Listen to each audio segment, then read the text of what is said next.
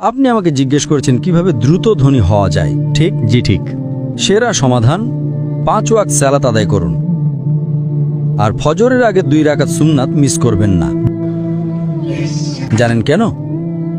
মানুষ যখন বিশ্বের টপ 10 জন ধনী ব্যক্তির লিস্ট করে, যুবক মানুষেরা থামুন থামুন ভাই, আমাকে উত্তরটা দিতে দেন।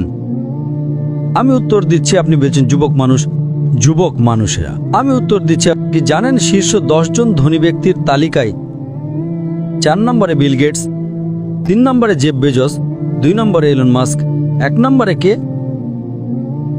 একজন মুসলিম যে ফজরের সালাত এবং সুন্নাত আদায় করে, সে এদের চেয়েও ধনী। কারণ নবী সাল্লাল্লাহু আলাইহি ওয়াসাল্লাম বলেছেন যে ফজরের 2 রাকাত সুন্নাত পৃথিবী এবং এর মধ্যে যা কিছু আছে তার চেয়েও বেশি মূল্যবান। মানুষ এসে বলে, আমি 4 ওয়াক্ত পড়ি, ফজর সালাত মিস করি। আমি বললাম, কেন? আমি সকালে উঠতে পারি না। অন্য সব সালাত সময় মতো পড়ি, ফজর আমি উঠতে পারি না। তো আমি তাকে বললাম, আপনি তো একজন ব্যবসায়ী, ধরুন আমি আপনাকে বললাম কাল সকাল ভোরে 5টায় একটা ব্যবসার ডিল আছে যেখানে আপনি $1 মিলিয়ন পাবেন। আপনি কি সেই ডিলে যাবেন? আপনি বললেন হ্যাঁ, কিন্তু আপনি তো সকালে উঠতে পারেন না। না না না, $1 মিলিয়ন জন্য আমি ঘুমাবই না। তাহলে $1 মিলিয়ন জন্য আপনি ঘুমান না, কিন্তু 2 রাকাত সুন্নাত যা পৃথিবী এবং এর মধ্যে যা কিছু আছে তার চেয়েও দামি, তার জন্য উঠতে পারেন না? ফজরের সালাতের মূল্য কত ভাবুন।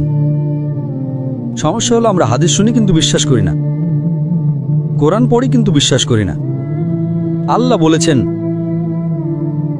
তাই আমি বলি আমি কখনোই আমার ফজর মিস করব না, এমনকি আমার সুন্নাতও মিস করব না। কেউ আমাকে $1 মিলিয়ন দিলেও না। হ্যাঁ, সুন্নাত পড়া ফরজ নয়। আপনাকে যেটা বুঝতে হবে, যদি আপনি সত্যিই বিশ্বাস করেন, আপনি কি জানেন সেরা ব্যবসা কোনটা? আল্লাহ সূরা বাকারা 2 নম্বর অধ্যায়ে 261 নম্বর আয়াতে বলেছেন, যদি আল্লাহর পথে একটা শস্যদানা দান করেন, আল্লাহ আপনাকে 7টা শীষ দেবেন এবং প্রতিটাতে 100টি করে দানা থাকবে। তার মানে একটা দানা 700 গুণ হয়ে যায়।